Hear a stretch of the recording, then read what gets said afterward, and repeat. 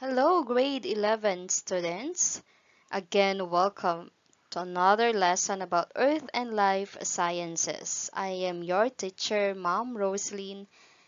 I'm here to explain and discuss to you our next exciting lesson.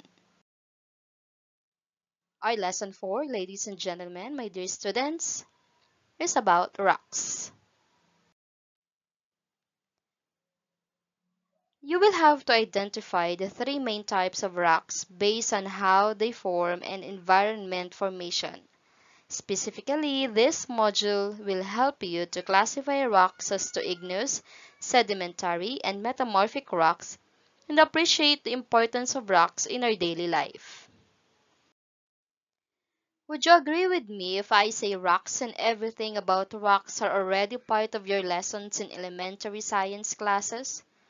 Do you think you will still encounter difficulty in engaging with the discussions and activities in this module considering that you have adequate knowledge and resources about rocks?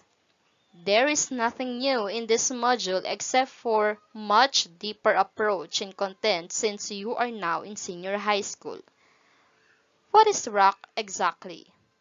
After some thoughts and study on this lesson, you will say that rocks are more or less hard solids of natural origin and made of minerals.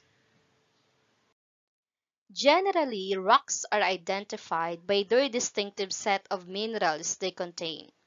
Most of these rocks are made of grains of one mineral type, or some have a mixture of different minerals. Texture is another characteristic property used to identify rocks, such as description of their size, shape, and arrangement of mineral grains. In this module, activities and discussion will focus on how rocks are classified into three major groups on the basis of how they form. Rock groupings or classification can be studied in hand samples that can be moved from their location. Another way is by using outcrop, exposed rock formations that are attached to the ground at the location where they are found. What are the three major classifications of rocks? How do they form? What are their general characteristics? These are frequent asked questions about rocks but can be answered through investigations and observations of actual rock samples. The origin of these rocks, including the processes involved, can be described and explained through the so-called rock cycle. Igneous rocks, magma constituent, are those that solidify from a molten mixture of rock forming minerals and usually volatile such as gases and steam.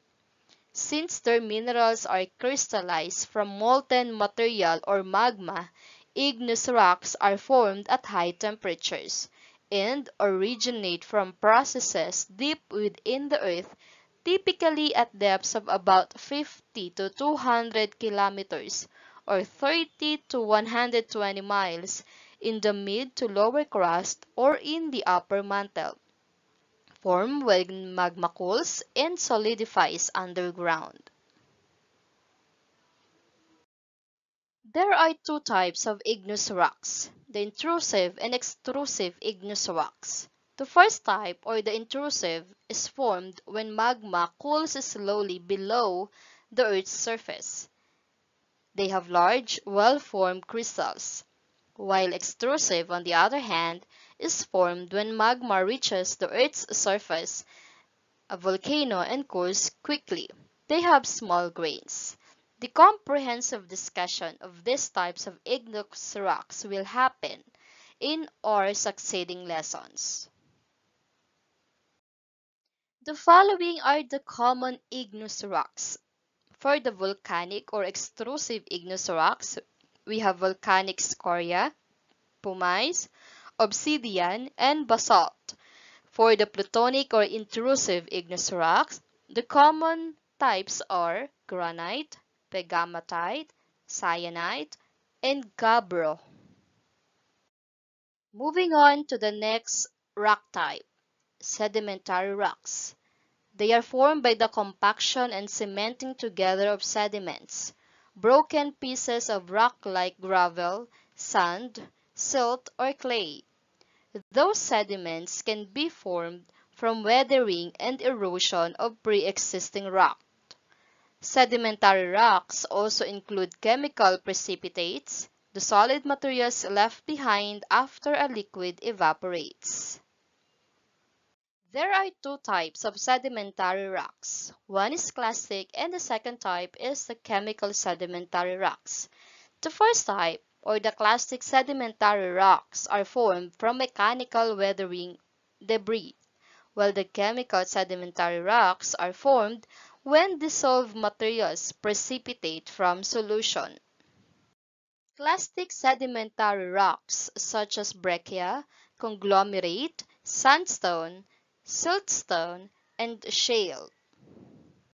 Chemical sedimentary rocks are such as rock salt, iron ore, chert, flint, some dolomites, and some limestones.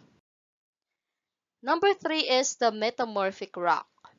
Metamorphic rocks are those formed by changes in pre-existing rocks under the influence of high temperature, pressure, and chemically active solutions.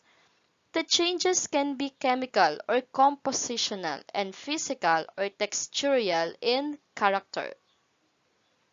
Metamorphic rocks are often formed by processes deep within the earth that produce new minerals, textures, and crystal structures.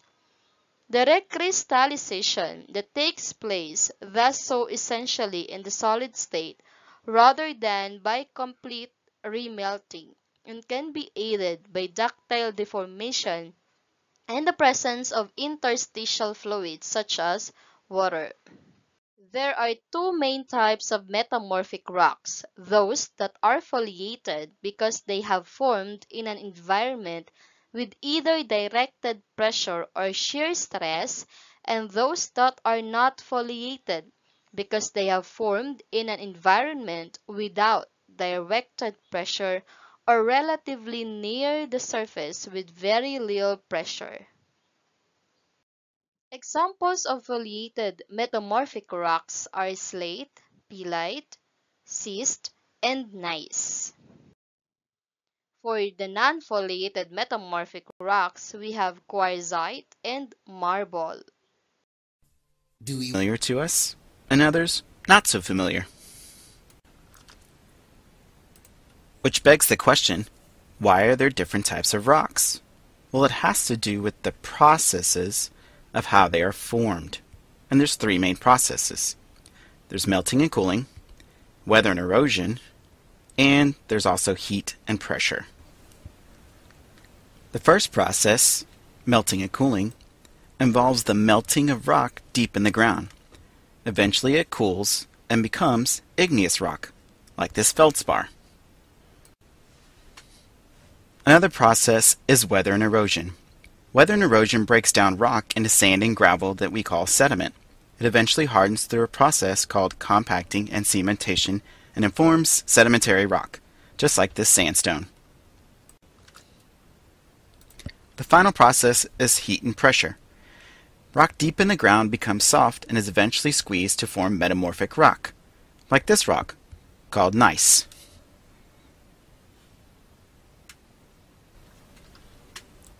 These processes cause rocks to change. Igneous can turn to metamorphic, metamorphic to sedimentary, sedimentary to igneous, or igneous to sedimentary, sedimentary to metamorphic, metamorphic to igneous, and these rocks can even change back to themselves as well. So this can bring us to the conclusion that all rocks can form into any other type of rock. Whoa! And these processes, with the help of lots of time and these different patterns, form the famous Created using Powtoon.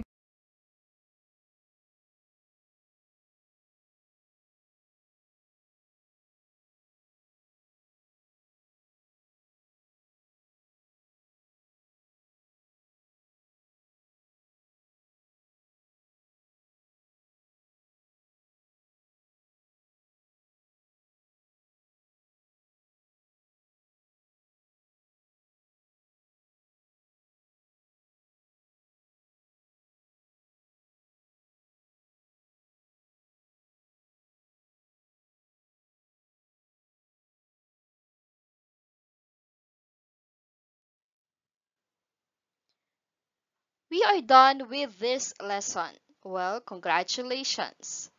I hope you've learned something, especially about the three major types of rocks. Please keep safe by staying at home.